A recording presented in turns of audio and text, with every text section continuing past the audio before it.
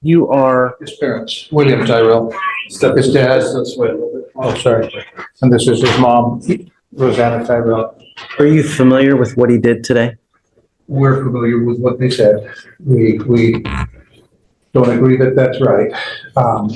We also agree that he's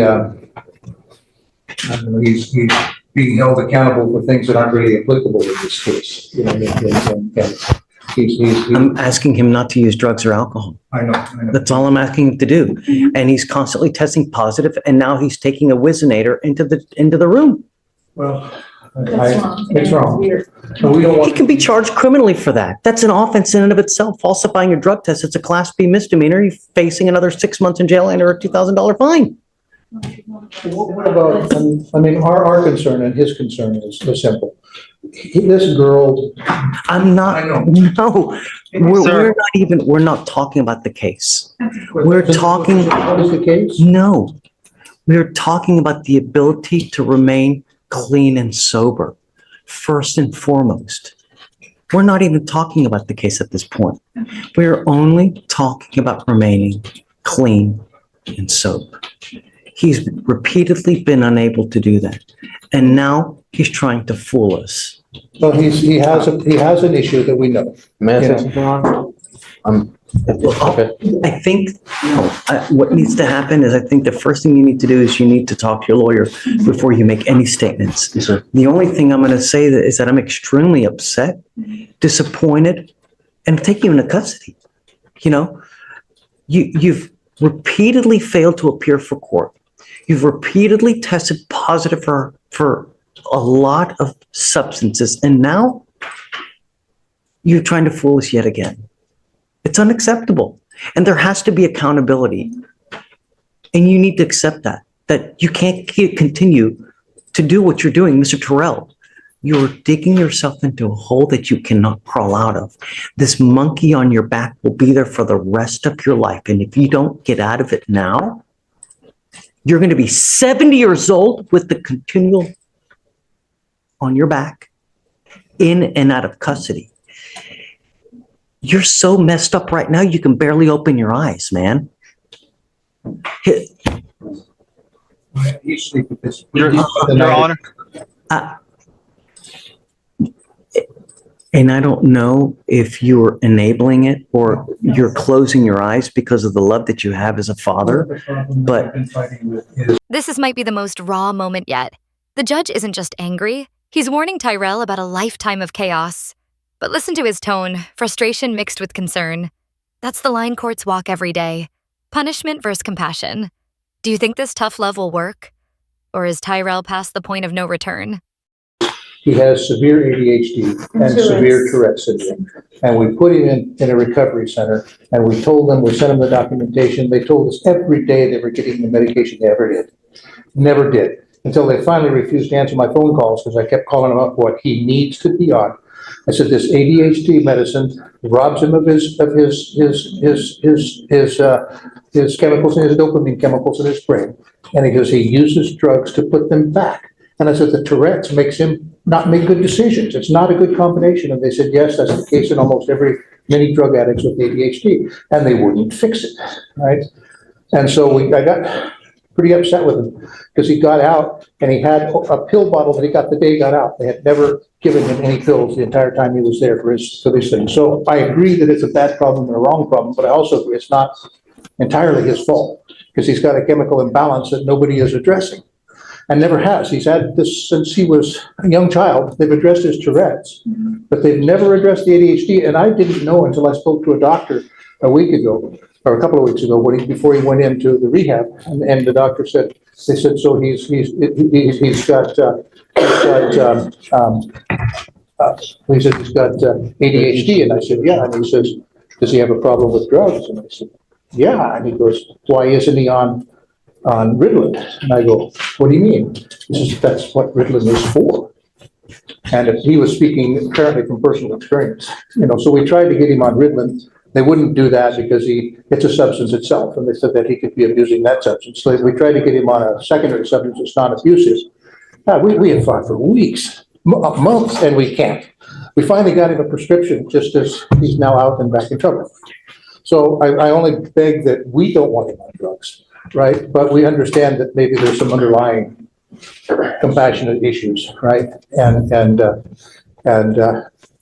I'd like to be sent in, but that doesn't work. And it pains me because I think that as a father and as a mother, due to love, a lot of times, you know, and I don't know necessarily you, but people tend to kind of shut their eyes and become naive to the fact that they're using, you know, and I'm not talking about marijuana. I'm talking about cocaine. I'm talking about meth. Be careless. He's got a license for marijuana. So regardless, any heavy drugs, the cocaine or anything that's going to cause him a lifelong problem, no. I want him off of that stuff. But he's been in rehab 3 or 4 times. That doesn't really work. So I don't know what does work. you got to want it. One of the main things is you got to want it. But be that as it may, he's... The dad's furious. He claims the system failed his son. But the judge fires back. We don't jail people for giggles. This is a classic clash. Family love versus cold, hard legal consequences. Who's right? And why does this feel like a scene from Intervention Meets Law and Order? Sound off below. He's trying to fool us, and it's unacceptable. And there has to be accountability for it. I can't just let him go when you're using a Whizzinator to try to fool us. It's unacceptable, and there has to be accountability. And the problem is that I think that what we need to do now is have him evaluated by our clinicians to see how we go forward. Okay. So what I'd like to do is, while he's in custody now, I can have it done in a very expedited manner. I can have it done within, today's what, Tuesday? We can hopefully have a report back by Friday to see, at the latest Monday, to see how we go forward. Our clinicians can talk to him, and if he's honest, figure a way to go about doing this. And I'm going to tell you now, while I have him here, I can pay everything for you, so you don't have to pay for a dime. If you're on the outside, though, I can't pay for it. We can forward you doctor's records and things like that. My only concern and the only thing I want now is our clinicians to be able to speak to him to see where we go forward. Mr. Terrell, I'm going to have you what's called TRAS to see, it's an evaluation to see where we go from here. If we get this TRAS back and it tells me that your little bunny's jumping in the woods and that there's no problems, then I know that you weren't honest, and I'm going to make you go do it right back again. And we're going to continue to do it until you're honest. But, you know, you can lie to me, but you can't lie to yourself. You can't be like this forever. At some point, you're going to be a habitual and you're looking at 25 to life. Thank you for your patience. Thank you for your patience, but you don't have to. And I'm really, truly sorry. He did man up and come in. He wasn't going to. We had to fight with him and beg with him. He didn't. To come in. He didn't want to. Of course. No one wants to go to jail. And because he said, I said, he's not going to put you in jail. He goes, yes, he will. And I said, no, he has a heart. He's not going to put you in jail. He knows that you have a problem. The problem is the issue. Stopping the thing that's causing this is the issue. Your last name, Mr. Terrell? Yes. We've tried that. I gave him to you. But he didn't, we tried it, but like I said, the underlying cause, which we've only just recently found, or found that it made, they've never treated. I understand. And I so understand. he's untreated and still being treated like it's a normal case, and it's not really. I tried. I've given him back to you guys. I've asked him repeatedly to stay sober and not use, and he continues to do so. No matter how many times I give him to you, it's going to continue, and you have to realize it. And if you think that just him saying, okay, I'm going to stop, or the Ritalin is going to make it stop. It has for many people. It may have. And yes, it may have. So how long are you putting him in for? I don't know. For now, I would like to have him TRAS to see where they go. My feeling is that they're probably going to say that he needs inpatient rehab, He's already been to. not in the jail. Yes. You sentenced him to that last year. WIMAC.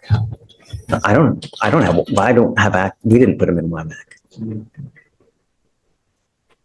Did we do WIMAC with him? But they never actually treated the symptoms either. The So we have other, if WIMAC didn't work, we have other facilities that we can go to. And we've got at least 3 to 4 different facilities, and we can continue to put them into each facility until it takes. He has this felony case that this case is associated with this next week. Yeah.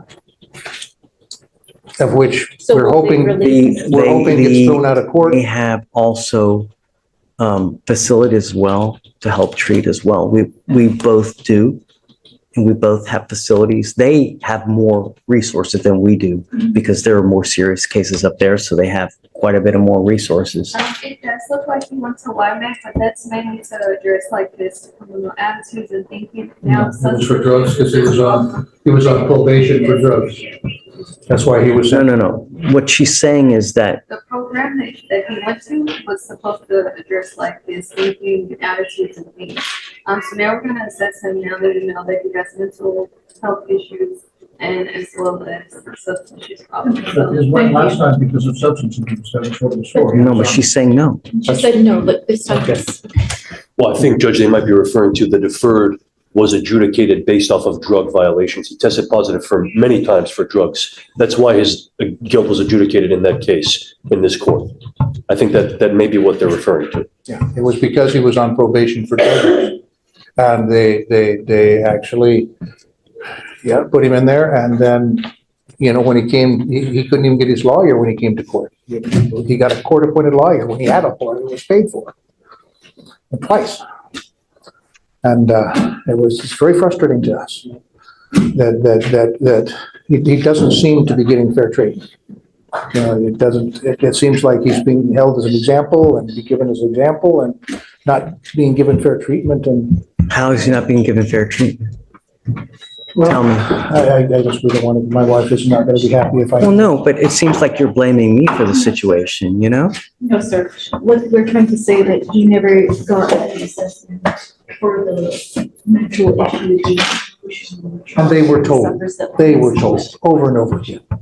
I wrote They. the court officials, the probation officers, everyone was told that he had these issues and problems. They did nothing about it. Okay, his attorney brought paperwork to the court, Mike Monk. Yeah, because we gave him the paperwork with all the. Nobody did anything about it. it. So we keep going, you guys keep blaming this stuff, but you just keep holding him up as an example and punishing him, and then we never try to find out what's the problem here. Put people in jail when they violate conditions, when they do something against the law.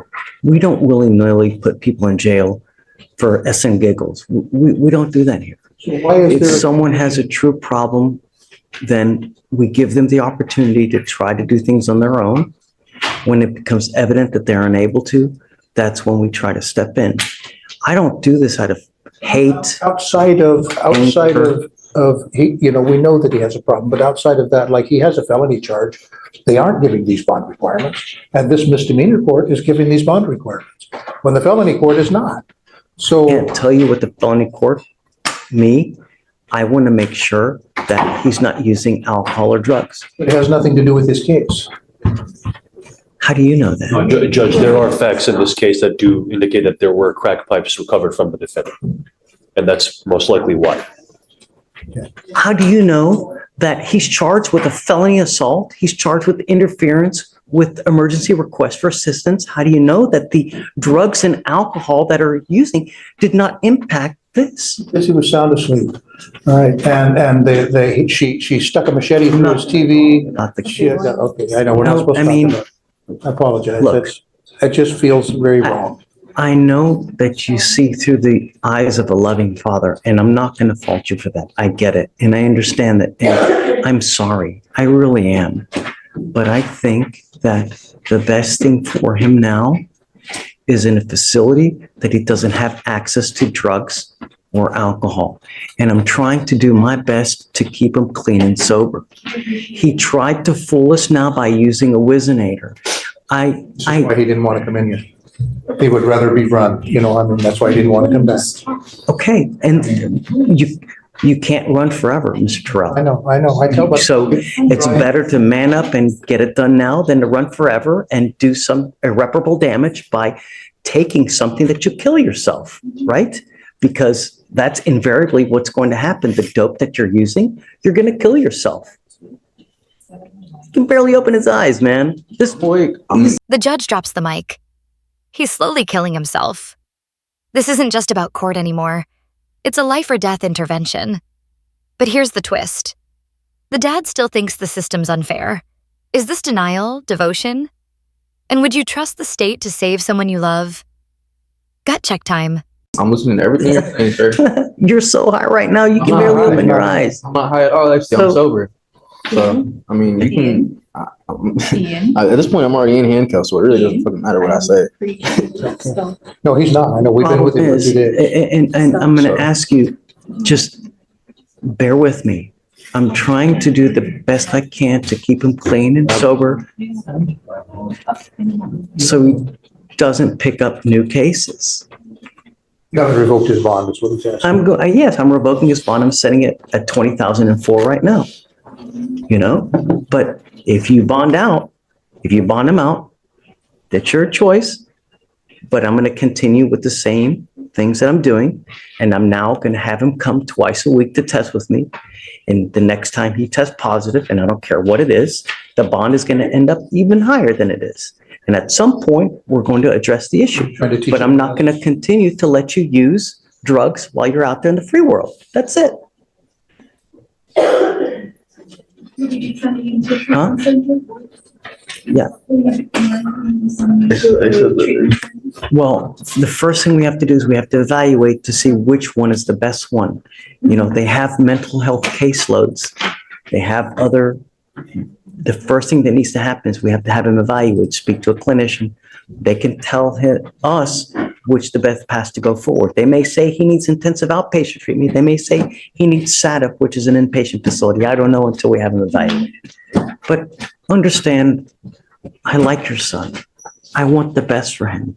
I really, truly, and he doesn't get it. No, because we watched on TikTok him being in front of your court, and we're going, what the heck is that doing on TikTok, I live stream all our proceedings, and that's what we do. So it adds transparency. So I'm going to have to excuse myself. Please go. You're not making it. I'm not helping, I know. Look, you're not making us mad, and I understand how you feel, and I get the loving father. I would be in the same position as you, but I want to keep him clean and sober. That's the bottom line. I've tried to do it the other way. It's not happening, and he's fooling us. So the only recourse I have is this. So if we can set it here as ASAP, hopefully we can have the report back by Friday, at the latest Monday. They will tell us which is the correct course to go, and then we can all sit and talk and decide what to do. At the end of the day, if you want me to just do nothing and I'd rather you help him. if you want me to let him go and just fend for himself, then it's on you. But know this is that what you guys are doing now, it's not working. He's slowly killing himself, as evidenced by his demeanor, the way he looks. He's killing himself slowly. And before long, he's going to really deteriorate. I've seen it happen all too much. All right. And Judge, before we end this conversation with this defendant, I've spoken at pretrial about the records that they have about the defendant and what he did today. I'd like to obtain those records and get those provided to defense counsel as well, and provide that to felony. They're willing to provide that to me upon your oral consent to that. Okay. Pretrial, do you hear that? Okay, great. Thank you, Judge. So getting him in more trouble. No one's in more trouble. Do you not see what I'm trying to do? If we wanted to put him in more trouble, we charge him with additional offenses. Isn't that what he's trying to do? No. We're not here to punish and enslave and to kill. We're here to help. And sometimes that may require this. Out there, it's not working. Do I have your word that it's not going to come back? No, I don't make the charging decisions. I'm not going to give you any kind of word. I'm going to give you my word that I'm going to try to help him as much as I can. But I need your help with that as well. I need your help with that as well. Look, I don't want to have any discussions until with the case, with anything as well. Hold on a second. Hold on. Wait a second. Hold on. Just about giving the records to Mr. Haddad. Hold on a second. Until he talks to his lawyer, we shouldn't talk about the case at all. My only concern now is being clean and sober. That's my only concern at this point. Okay? So we're going to take him back. We'll have him TRAS as soon as possible. We can set it for Friday. Hopefully we can have the records back by then as far as what the thing is. And we'll go from there. Okay? And Judge, Yasha, yeah, when can I come back to follow up on this matter? Can I come back tomorrow? when can we have him TRAS? Monday, because he has to be processed today. So, Wait, come on. I can see if somebody can come to the holdover. What day you say? I'm just trying to keep this stuff out of evidence, so. And so let's say we take him in now, he gets processed today, he's in POP tomorrow. Not talking from. If it doesn't get brought back to court tomorrow, then yes, Okay, we'll part of the stay there. case. Let's do Tuesday, just to be safe and have the report. Next Tuesday. If it's back sooner, Oh, you mean for the report to be back? Oh, okay, but I'm talking the actual evaluation. When do you think? Maybe Wednesday? Friday? because it has to be processed. I don't know how long it's gonna take. Private issue. Okay, all right, okay. Well, I'm gonna try to have him evaluated as quick as possible. Hopefully we can have it done by Friday and the report back by Monday or Tuesday, okay? I'm gonna put him back now. So Yasha, if you'd like, we'll have you call the holdover so you can talk to Mr. Terrell now. Is there anything else you wanted to add? Judge, I confirm whatever Mr. Terrell just said, about the fact that he needs help. He needs to use his medication. I believe that if he does start using the medication, it will help his situation.